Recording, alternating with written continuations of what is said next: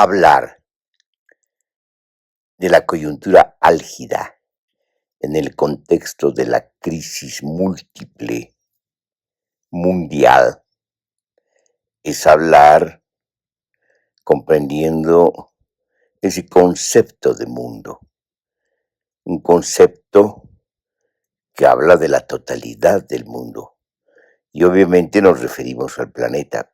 Sin embargo, sabemos que cuando hablamos de mundo, también nos referimos a todo, incluyendo al universo. Y en ese sentido, estamos hablando del mundo que tiene sentido desde la mirada humana, pero también, como se sabe, ya desde el desarrollo de las investigaciones de la biología, estamos hablando también desde la mirada de los animales o las miradas. Y quizás también tenemos que ir más lejos y hablar desde las sensaciones y percepciones de las plantas. Entonces el mundo es una imagen, pero también una idea. Es una metáfora, pero también un concepto. Pero ¿por qué hablamos de todo esto? Porque nos acordamos de Ludwig Wittgenstein, quien precisamente en el Tratado Lógico Filosófico plantea otra vez la configuración del mundo para hablar de sentido y las proposiciones de sentido y para hablar de lógica y de filosofía. Ahora bien, cuando nosotros queremos hablar del mundo desde la coyuntura álgida de la crisis múltiple, estamos comprendiendo que el mundo ha cambiado. Es decir, no es el mismo mundo. Ya no hablamos solamente de siglos, no es el mismo mundo del siglo XXI con respecto al siglo XX y menos respecto al siglo XIX, y podemos ir hacia atrás. Estamos hablando de la velocidad con que ha cambiado el mundo en estos 50 años, medio siglo. Es decir, desde una parte de la segunda mitad del siglo XX hasta la tercera década del siglo XXI. Y está cambiando a una velocidad vertiginosa. Pero entonces tenemos que preguntarnos por qué cambia. Obviamente se puede llegar a decir cambia en el tiempo, y el tiempo es cambio. Eso es filosófico. Pero si acudimos a esa comprensión, esa afirmación o enunciado de Spinoza, de que para comprender necesitamos llegar a las causas eficientes, y por lo tanto tenemos que llegar a las causas del cambio del mundo. Ahora bien, hemos dicho desde la perspectiva histórico-social que el mundo del que hablamos es el sistema mundo capitalista, que también ha venido cambiando a lo largo de sus ciclos largos. El actual ciclo largo es el vigente, cuya hegemonía es la norteamericana, que después de la Primera y la Segunda Guerra Mundial se convierte en el referente de la hegemonía del ciclo largo del capitalismo vigente. Todo ciclo padece de su secuencia, pero también de su nacimiento, los dolores, por así decirlo, de su nacimiento, pero también sus cumbres, su clímax, es decir, el momento de cúspide, pero seguidamente entramos a partir de un punto de inflexión en una especie de decadencia. Y cuando hablamos de decadencia estamos hablando no solamente de la depresión del ciclo, sino de la clausura misma del ciclo. Arrighi ha concebido que en las etapas de clausura de los ciclos largos del capitalismo se da la dominancia o la transferencia del dominio al capital financiero.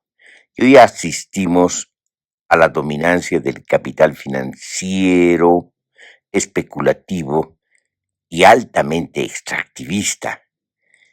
En las circunstancias en las que nos encontramos, además podemos decir que estamos asistiendo a la dominancia del capital virtual y del monopolio de corporaciones tecnológicas de la virtualización o que incluyen la virtualización en sus avances tecnológicos, que incluyen no solamente las tecnologías más avanzadas, sino también la nanotecnología y la biología molecular.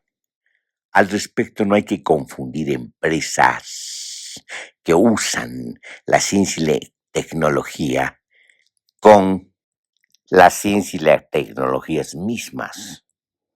Las empresas usan como instrumento la ciencia y la tecnología y pueden restringir los alcances y las potencialidades de la ciencia y tecnología de acuerdo a esa relación de fines que justifican los medios, esa subordinación de los medios a los fines. Entonces, en la medida que la ciencia y la tecnología se convierten en medios, se restringen a los estrechos alcances de la finalidad capitalista, que consiste en la valorización abstracta del valor, que consiste en el delirio de la fetichización, por lo tanto, de los imaginarios colectivos atrapados en el delirio de la fetichización de la mercancía, del dinero, del capital y de la fetichización institucional, y ahora de la fetichización virtual, que llaman sin entender los medios de comunicación, los comentaristas, los analistas que se meten a un asunto que no han estudiado, inteligencia artificial. En primer lugar, no es inteligencia, es un instrumento, un programa probabilístico que logra manejar una cantidad abrumadora de información en un tiempo relativamente corto y por lo tanto logra ordenar esa información e incluso responder a ciertas preguntas, lo que lo hace un gran instrumento, pero no inteligencia. La inteligencia es en principio inteligencia emocional y está vinculada a la percepción y por lo tanto al cuerpo y a lo sensible, además de estar articulado a esa razón concreta que forma parte de las dinámicas de la percepción y en el caso de las sociedades humanas forma parte del intelecto general, del intelecto colectivo y de las transformaciones culturales. Las corporaciones tecnológicas de las que se habla, que están vinculadas a la virtualización, no son otra cosa que empresas que restringen incluso las posibilidades mismas de lo que llaman eufemísticamente inteligencia artificial. Son estas corporaciones las que se han articulado en una especie de mega, hiper burguesía de las corporaciones de las tecnologías y la virtualización que buscan una alianza espuria con una hiperpotencia en decadencia que ya vive su propia clausura dentro de lo que podemos llamar la clausura del largo ciclo del capitalismo vigente, y para que se ha unido con una finalidad miserable: dominar el mundo, que podríamos inclusive considerar una finalidad que forma parte de los juegos imaginativos infantiles. Esta finalidad nos muestra el alcance de estas estructuras subjetivas que hacen referencia a los vacíos inauditos de estas estructuras subjetivas que son los sujetos, es decir, los nombres propios de los que manejan estas empresas tecnológicas y virtuales y de la virtualización. Los medios de comunicación y otros comentaristas se han encargado de hacer apología de estos empresarios. Estos medios y estos comentaristas no hacen otra cosa que mostrar sus estrecheces, su incapacidad de comprender el mundo y las transformaciones del mundo que vivimos. Estos empresarios, estas empresas, estas corporaciones de la tecnología y la virtualización no son otra cosa que un síntoma, que una forma de síntoma de la propia decadencia del sistema mundo capitalista y de la clausura del ciclo largo del capitalismo vigente. El tema de fondo es que ha entrado en crisis la valorización abstracta del valor, es decir, del capital, a pesar de que logren, a través de la especulación financiera y la manipulación tecnológica, en este caso virtual, lo que se viene a llamar las tasas rápidas y cortas de retorno. Esto no es más que la apropiación del excedente, no es valorización, no se valoriza especulativamente, no se valoriza virtualmente. Esto está vinculado a una metafísica estadística, no a la metafísica de la estadística, porque la estadística no es una metafísica, sino es un cálculo probabilístico y una teoría de las probabilidades, parte de la matemática. La metafísica estadística tiene que ver con la interpretación de los economicistas y de los economistas apegados a las escuelas neoclásicas, sobre todo las últimas, más instrumentales y vinculadas a la ideología neoliberal. Para resolver este problema de la valorización del capital, lo que hacen estos empresarios, estas empresas, estas corporaciones tecnológicas y de la virtualización es unirse en una hiper mega burguesía que domina el mundo para precisamente dominarlo de manera totalitaria y absoluta. Y para tal efecto requieren una totalización de su dominación en términos absolutos, y esto equivale a imponer un totalitarismo planetario. Eso es lo que están buscando precisamente para resolver sus problemas. Y con esto definitivamente se fuman las conquistas democráticas y la democracia misma, inclusive si esta es democracia institucional y no democracia plena, que significa autogobierno.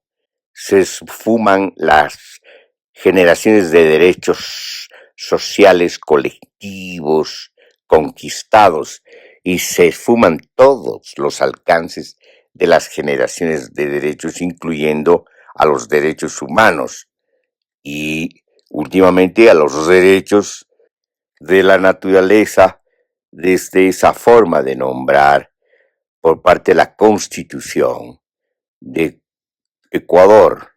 Hablamos de la Constitución del Estado Plurinacional de Ecuador, pero también de esa forma de nombrar como el vivir bien de la Constitución Política del Estado Plurinacional de Bolivia. Aquí solo acudimos a las menciones que hacen estas constituciones, no a su cumplimiento, porque precisamente son constituciones que no se han aplicado ni se han cumplido por formas de gobierno de la gubernamentalidad clientelar. A lo que apuntamos es a la desaparición de todos los derechos, a la imposición de un imperio absoluto que habría logrado la deshumanización y la inhumanización generalizadas. Con esto habría desaparecido lo humano. Entonces, ¿en qué se convierten los humanos?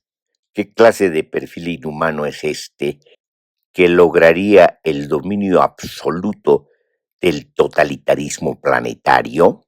No solamente en cosas, a partir del proceso destructivo de la cosificación generalizada, no tanto, aunque próximos a la nadificación. En consecuencia, se convertirían en parte en nada. En ese sentido, se convertirían en referentes de altos niveles de consumo manipulables, no solamente por la forma de producir necesidades artificiales, sino de producir ilusiones virtuales, la colonización virtual de sus mentes, la incorporación ficticia de sus mentes a procesos de virtualización y vaciamiento de las subjetividades. Pero hay otra figura más atroz, en la medida que se considera a parte y a gran parte de la población en desechable y aniquilable. Serían mencionados como números en el exterminio que iniciarían estas corporaciones tecnológicas y de la virtualización que se habrían convertido en monstruosas corporaciones de muertes, de masificación de muertes, de genocidios hechos de manera absoluta y efectiva, bajo la mirada ciega de los medios de comunicación que habrían sido totalmente incorporados por estas corporaciones. Entonces estamos hablando de la transformación del mundo en un sentido destructivo, es decir, de la desaparición del mundo. Por lo tanto, recurriendo a nuestra exposición en la virtualización del mundo, el mundo habría desaparecido en aras de la virtualización del mismo. Solo quedaría su fantasma virtual. Al respecto, los comentaristas, los analistas de toda índole, tanto los que se autoproclaman de izquierda como aquellos consabidos sensacionalistas, conservadores y ultraconservadores, se dedican a supuestamente analizar lo que está ocurriendo desde antojadizas hipótesis inconsistentes.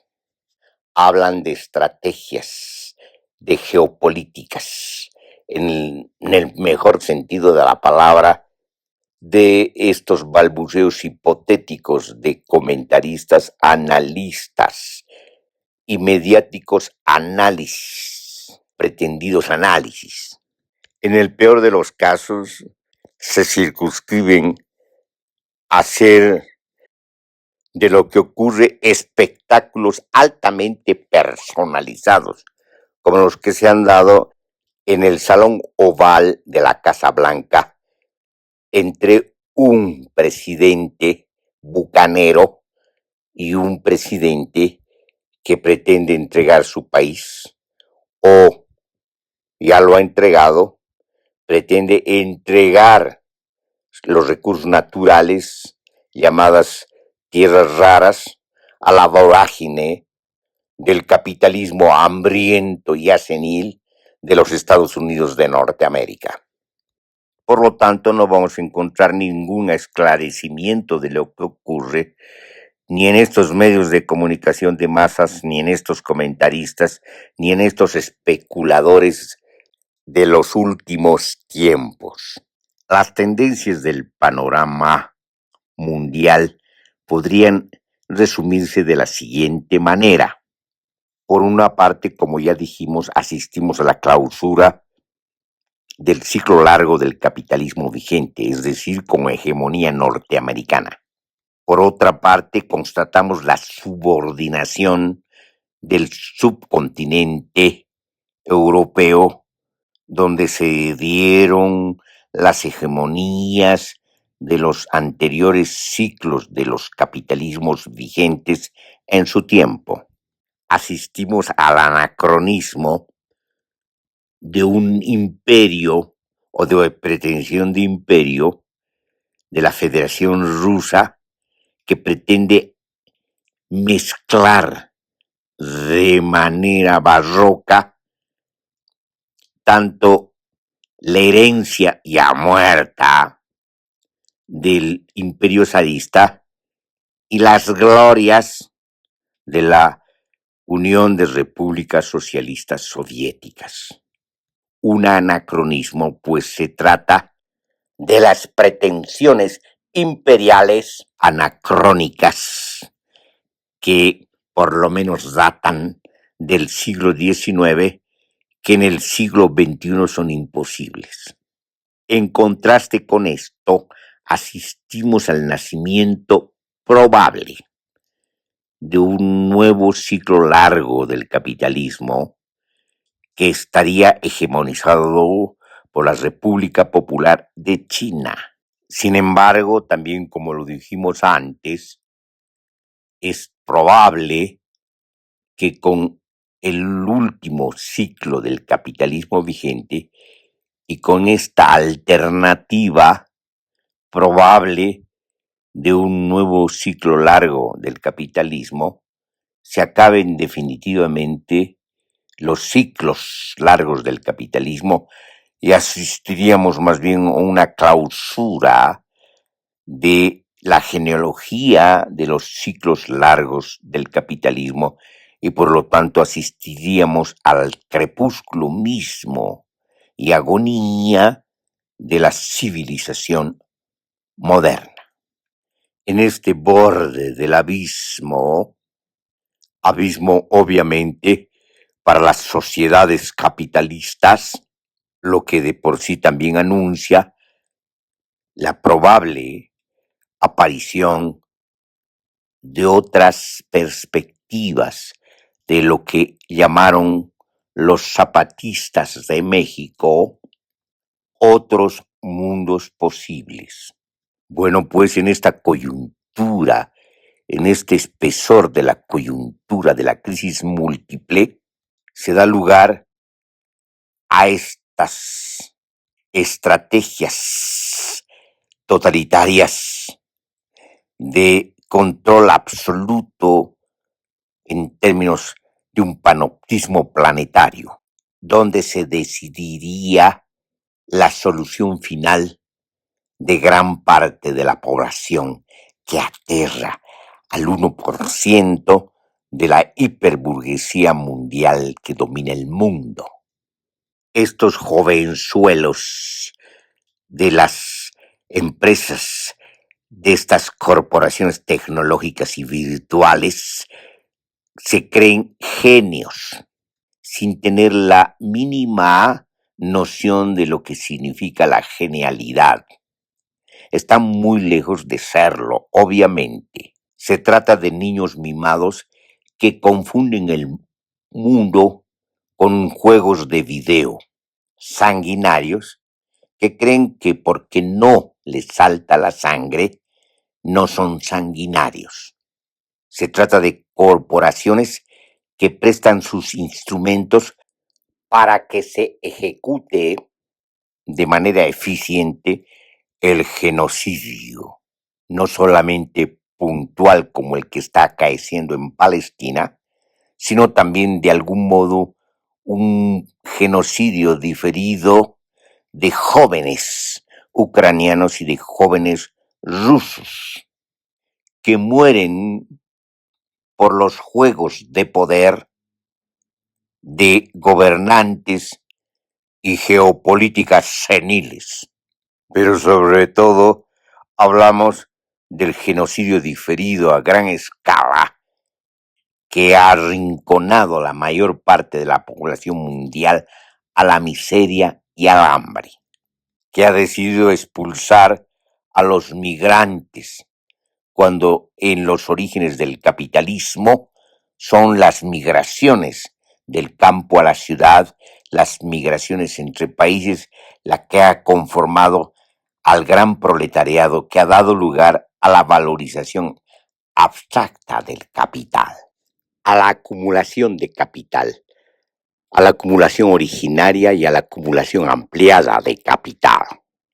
Acumulación originaria de capital que se ha dado por la conquista del continente de Abya Yala, la colonización generalizada y la esclavización del África subsahariana, que después se ha convertido en la esclavización generalizada encubierta. Acumulación ampliada que se da en combinación de una acumulación originaria reiterada en términos de la continuidad de las oleadas de colonización, de expansión colonial y conquistas imperialistas.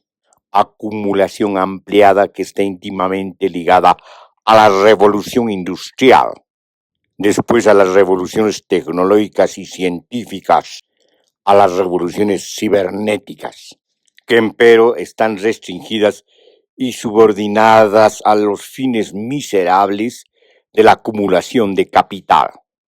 Ante semejante proyecto de la exterminación de la población humana, de la vida en el planeta, ante semejante genocidio en curso en gran escala, ante estas consecuencias atroces de la dominancia ya no solo del capital financiero y especulativo y extractivista, sino del capitalismo, de la financiarización, de la virtualización y de la fantasmagoría del mundo.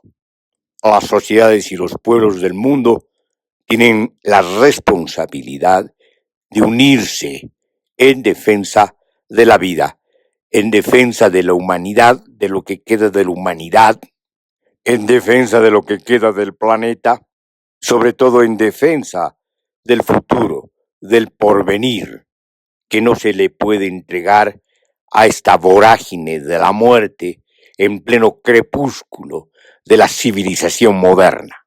Tienen la responsabilidad de conformar confederaciones de pueblos, quizás una gran confederación mundial de los pueblos autónomos y de autogestión. Ha llegado el momento no solamente de inaugurar mundos alternativos posibles, nuevos horizontes abiertos, sino de realizar plenamente la potencia humana y la potencia social y la potencia creativa de la vida. Esta estrategia del exterminio de parte de esta corporación, gran corporación de corporaciones, de empresarios y de empresas tecnológicas y de la virtualización, han declarado la guerra a muerte a los pueblos y sociedades del mundo. En consecuencia, hay que defenderse. Hay que defender la vida y el porvenir. Así como dijo el poeta, caminante no hay camino, se hace camino al andar. Tenemos que decir, humanos, no hay destino, sino se hace destino al luchar.